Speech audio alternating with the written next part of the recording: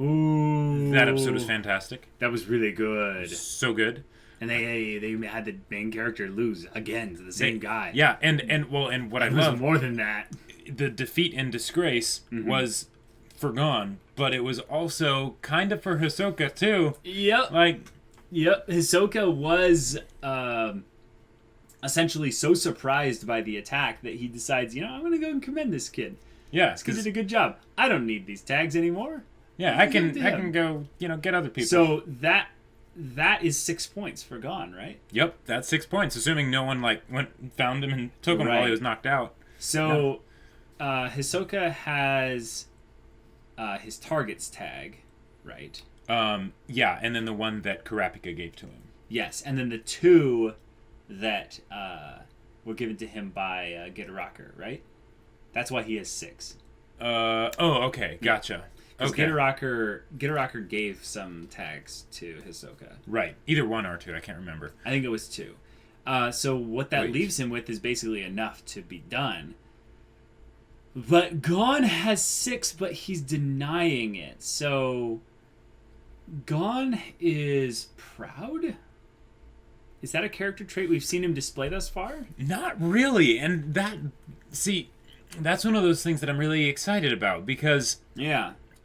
It's a flaw. It's a flaw. Yeah. And we don't usually see shonen protagonists that really have flaws or that have flaws that are outside of their basic character stereotype. Yeah. Like he Aaron's helps rage. too many people. Right. Or Aaron's rage, right? If they might have that sort of that edgy flaw or whatever. Right. But it's so ingrained into their design that it doesn't really count. But this is something where we see more of his... It's a contradiction because one of the things that Gon seems to have is the desire to, become a hunter. Right. And that overrides a whole lot of things. But right now, there's a mixed bag here of, one, he lost. And as the narrator said, he was helpless in the fact that he lost. But he was helpless before. And that didn't bother him as much. What? When Hisoka was strangling him, right? He was helpless. He was dying. Oh, yeah, he was dying there, yeah. That was totally a problem. It was totally a problem. But he wasn't, when he talked about it, he wasn't angry that he was being overpowered. He was terrified and a bit excited. In this, so maybe it's something where he's basically mad at himself that he hasn't grown. Maybe. I could see that being it. But I think it's more along the lines of him losing and being essentially given something that he doesn't feel like he earned. Yeah. So, but he did earn it though, because no. According to his definition, no, because he should have been killed by Hisoka right there. If Hisoka is this evil murderer, sure. Basically, he was told. Also, here's the other thing. Gerreta, I think is his name. Yeah, Gerreta basically told him, I could have killed you 44 times since you've been on this island. Right, or however many times it was. No, that's the disgrace as well, is that not only were you chasing Hisoka, you were being chased, and you had no idea. Yeah. No idea. And we knew, but they kept it very subtle in the background. It was like, oh, he's obviously being followed, but we keep kind of having to be reminded subtly. So the fact that Gon screwed up that much resulted in this awkward situation where he's being gifted a free pass by his enemy/rival, which hits him in the pride. Yes, it absolutely does. So it's a pride thing. Oh, it totally is. And it's good. Oh, yeah. I'm really glad they're doing this. I'm very excited to see how they handle that. Yeah. But I like that Gon was able to get a win. Like even if it was... Oh, sure. Like, the thing that he set out to do, he managed to be able to do. Now, of course, it ended up being kind of hollow because... Right. Yeah. If it wasn't for Gerreta and Hisoka basically being nice guys... Well, okay, Hisoka's not nice, but you get my point. He would be dead, or at the very least, he would have lost. He would have been... In a bad way. Yeah. It would have gone really wrong. Right. What they did, which was interesting this episode, is they had a lot of moments that were... Nothing really was happening, where they were kind of setting up the tone for a moment in a scene without actually getting to that. So those are probably going to get edited out in post. But having those in there in specific parts was really good when Hisoka in particular started having that bloodlust thing. Oh, yeah. And I don't know what that was. If we're reading into it way too much, don't tell us. Please don't tell us. Like, I mean, we're not reading HunterxHunter comments until our mods say it's relatively safe to go back. But the potential for what that was is really interesting. Because as far as we know, Hisoka is just dangerous. Right. We don't know how his morality fits into the whole thing. We don't know really, truly anything about his character other than he's friends with Gerreta. Right. We also don't know how his powers work. True, but we don't know really how any powers work. That's a great point. We got a little bit of a taste of learning that kind of stuff with Netero and Killua. Yeah. But I just want to say, like, hats off to the creator for doing this, because if you think about it, the idea of, like, powers and shonen and stuff, that should be something that's really incredible, right? Right. So the idea, the fact that they're introducing it in a way that's mysterious, that invokes the sense of wonder and sometimes awe and, like, terror is great. Yeah, because then we basically feel exactly how Gon's feeling, and that, oh, this is not good, this is not good, this is not good. And once he did that, it raised up all these questions, because when I see things like that, and it was like it was a late night and stuff, I think, wait, is Hisoka like some kind of werewolf or something? Right. Or is he like a something that has some kind of actual bloodlust, like a vampire? Is he under the control of something? Is this just a thing where he is a total, like, psycho who needs to kill? Right, and that was going to essentially lose composure. Sure.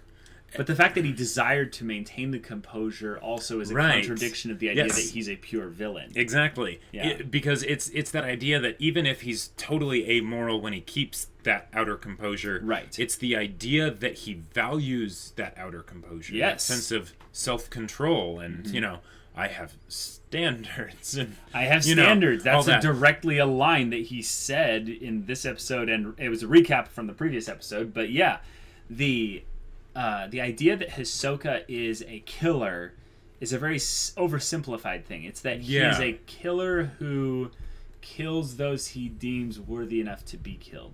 It's kind of like the really strong kind of anime rival who won't even fight you if you're too weak for him. Sure.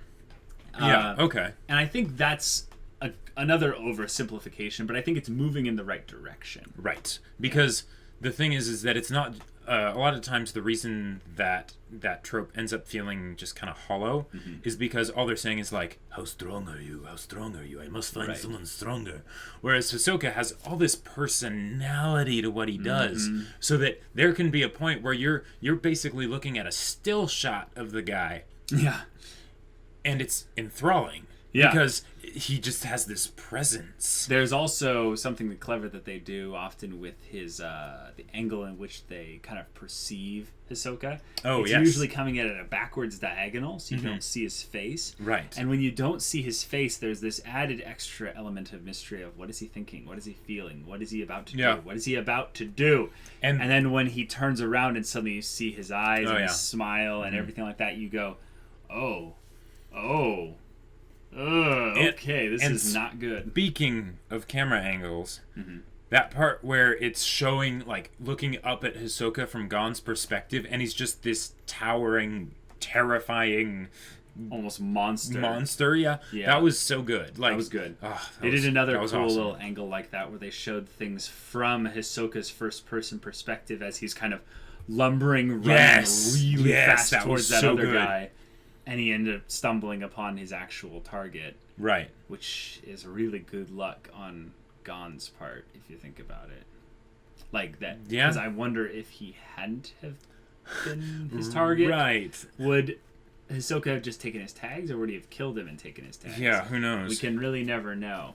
But Hisoka respects Gon. And here's one of the weird things, is in shows like this, you'll often have the anime protagonist who's 15 years old, and it's like, oh my gosh, he's a kid, and he's interacting with adults and stuff. But they usually the adults will treat the main character kid like a kid, And this, everyone seems to forget that Gon and particularly like Killua are basically kids. I've never heard someone say, "Hey, shut up, kid," something like that. Right. And it's one of those things where, like, in order to get this far in the Hunter exam, they can't just be like regular kids, right? They would not have gotten this far. Right. But a lot of the times in stories, you'll still have side characters do that. Almost just like, it's kind of just pointlessly antagonizing the main characters. I think it's fluff dialogue. It's basically it's totally bad fluff dialogue. And it's really unfortunate. And by not having that in there, you're essentially complimenting all the other side characters because they have enough common sense to see, okay, there's a couple of 12-year-olds here, right? But somehow they managed to run double marathons and do all kinds of other crazy stuff that they had to do, life-threatening stuff that they had to do in order to be here right now. So no one's going to overestimate anyone. Exactly. And I think that's a respectful way. Underestimate anyone. Yeah. Exactly. Unless it's maybe Killua, because he's just too powerful anyways. Like... Sure. Right. That they won't do that. It's respectful to the characters. It's also respectful to us as the audience. Yes. Because they value our time, essentially. Yeah. All right. Now, a lot of parts in this episode, I would say, were pretty generically kind of wasteful, so to speak, with time. Sure, yes. But I am okay with that because this show is consistently giving us good bits here and there. Right, exactly. Within each episode. Yeah. Slow stuff, it's worth it. If you can find the parts that's worth it, then it's great. There's nothing worse than having slow parts that don't lead anywhere. Yeah. Lead anywhere. It's depressing. So Hisoka... Mm-hmm. He's kind of a main character now. He is, and I just want to say, I absolutely loved the fact that they were building up, like from the previous episode, like there was going to be a fight this episode, like a big fight, and it was going to be a big deal. But no, they didn't do that. Kurapika just, had the common sense to be like, hey, we can't beat this guy. Mm-hmm. All right, here's the tags we have. These are our numbers. What do you have? We can give you this one because it's just the 1 point to us. And just sort of be like, so we're good, and that worked, and it's like that's great. You almost get the feeling that Hisoka was rolling a dice to see if he was going to fight them or not. Right. Because when he started laughing, he was just like, I guess I'm letting them live. This is so weird of me. I actually have control over my bloodlust or something or whatever that is. And then he's like, I'll let them go. But then when he did that, it like irritated him. He's like, those boys. Oh my gosh, that tingly. Oh boy, that was creepy. That was creepy as crap. But the idea is, he's a true hunter at heart. Like he hunts people. Like and he hunts people for the hunt. Right. Yeah. So maybe he basically determined previously, because he had seen them, he had met them previously, that he's like, they have potential. I don't need to kill them. No, he's like, I'll kill them later when it's better. But he still maybe kind of thought about it. He's like, what if I don't kill them? Yeah. And then maybe he was just laughing at the absurdity of that. Like, he doesn't care at all about the extra tag. It would just be whether or not he would kill them. But he's like, I get a free tag out of it? Sure, Sweet. Why not? I can kill someone else, just super easy. The idea that he would have maybe just left them and not taken a tag. If they hadn't have made the offer. Yeah. He kind of thinks about it. He's like, no, I won't kill you. Like, I was chasing you, but then I thought about it. It makes him very unpredictable. But his demeanor isn't a chaotic demeanor. Right. It's a very orderly demeanor. But at the same time, he has those cards. Yes, but then we saw this time his demeanor break completely. Yes. And so is that what he's really like? Or is that something that's afflicting him or aggressing against him and he has to fight against it? Or I couldn't quite tell whether that was because what that circle glyph portal thing was, whatever that was. Like, it seemed to almost be like he was just doing an, emanate fear, like, thing. Like, I almost got the feeling he was using that as a way to, like, track somebody. Oh, is that what it was? I actually thought that he was basically like dousing himself in his own dark emotions, or he was essentially letting out his dark emotions. Right. He had a lot of them contained, and he's like, nope, I'm just going to let them out.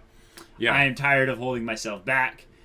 And then he basically just stood there and waited. Now, here's something that's interesting. Creepy. So, he said that Gon hid his presence, learned how to hide his presence, like it was an actual technique, like power. Now Gon had been following Hisoka previously, and he'd just been hiding, and Hisoka hadn't noticed him, right?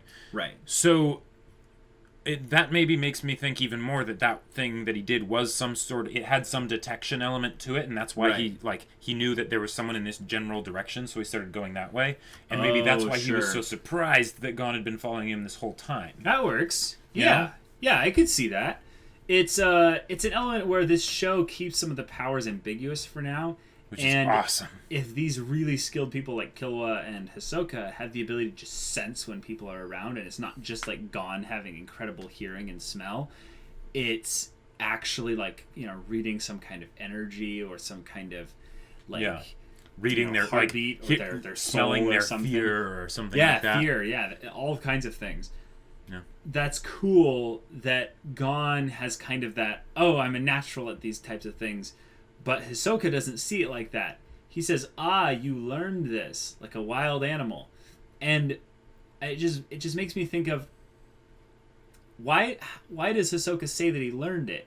It's because he saw him previously using techniques, basically to attack or something. But I think what it was is that when he attacked him from a sneak attack the first time, Hisoka sensed his presence before the attack. Yeah. And basically, barely, got away. Right. Or, made it so it wasn't any kind of very serious blow. Yeah. So, with this, he's saying, you have clearly learned how to do this. Yeah. Because if you had known it, you would have done it previously. Right. So, is he saying that he learned it by instinct, like a wild animal? I think so. Or is he saying that you kind of needed to use it, so you just kind of had to use it? I would say it's kind of... They're slightly different. They're slightly different. I think we'll just find out going forward whether, if Gon can continue to do this thing that he's learned or just, used because he had to. Sure. And I just want to say, okay, so, that other show we're watching, JoJo's, looks like they're doing stuff like this all the time, but they do it for much flashier things, and they can get away with it because that's the kind of style of show that this is, right? Right. That is. For HunterxHunter, I would be very much disappointed if Gon had just, say, made up some, come up with some flashy move, but the fact that it was something like this that was tied into the kinds of things Gon was already doing, and it didn't have any visible effect to it. Right. It was just something that Hisoka noticed. Sure. Did you actually just do that? Yeah. It makes it more believable. Makes it way more believable. Yeah. But I'm getting the strict feeling that the very sincere feeling that Gon actually did something to his presence, beyond just his senses and stuff, that actually Me too. made him invisible to Hisoka. Right. But that's interesting, because if Gon is someone that learns things by instinct, he's potentially the most powerful person in the show in the way that most shonen protagonists are. Right. But having it be a thing where he actually needs to use it for a long period of time as a way to kind of ingrain it into his knowledge would be cool to see. Oh yeah, because I don't like the technique where it's like a Goku thing where he just copies a whole bunch of other people's moves. Right. Yeah. I'm talking about a thing where, like a wild animal, you throw them out into an environment where things are harsh and they need to adapt. Right. Gon's ability is that he can adapt. And it may take a while. But he can adapt. And that's fun if they figured out a way to classify that in whatever way we will see the powers get classified at some point. But again, this might just be something that's for this episode in particular. Sure. We don't know. Yeah, and the fact that they're making because this could be considered Gon's basically the beginning of him gaining access to whatever the powers are of this universe, right? Right. And the fact that they're making it be something so subtle and so small, really is just great because it'll make the journey feel earned. It won't be something where suddenly you have all these crazy powers and you can do crazy stuff with them. It's like no. He's got to slowly over time, little by little. A lot what they're doing in Haikyuu with the character development, and building the skills to play volleyball. Yeah. Same kind of thing here. So that makes me very excited for what they're going to do in the future. Yeah, and Gon ending this episode with a flaw that's left unresolved when he's all alone is very good, because it's very rare that you'll see the main character be left alone to their own thoughts for a very, very, at least a decent amount of time. Right. And if they spend the next episode basically kind of hopping around to every the characters, but with Gon, he's alone and he's actually thinking about things, and we get to hear his monologue more when it's not focused on another character. Because I don't really count the stuff where he's thinking about Hisoka as much. Right. Because a lot of it is really just based around a specific character. He's just observing and then verbalizing his observations. Right, that's trying to plan out what actions you're going to take rather than thinking about your internal state. Yes. Yeah. Please do that in the next episode. I will be very happy if you do. Oh, one last shout out. Yes. That scene where I think it was right after Hisoka made that comment about, they make me all tingly or whatever. They did one of those shots where they went way into detail with the art. Oh, right. And it looks like it's a still... they changed the color, and it looks like it's a still image. And it was quite a still image, right? Yeah. I loved it. But then they had him lick his lips while it was like that. And that was... Usually they don't add motion and to those types of scenes. To those types of cuts. So the fact that they did it for that, and it was his trademark creepy little deal, that was... That took me by surprise. It took me by surprise, too. Ooh. Okay, guys. Well, this was a fun episode. We'll see you again for the next one. If you want to check out the next one right now, go check out the link in the description for our Patreon. Get on early access there. Also, get on the Discord. Love to chat with you about anime and stuff. All right, guys. Until next time, yeah? Yeah. All right. We're Semblance of Sanity. I'm Caleb. I'm Jacob. And we'll see you all next time.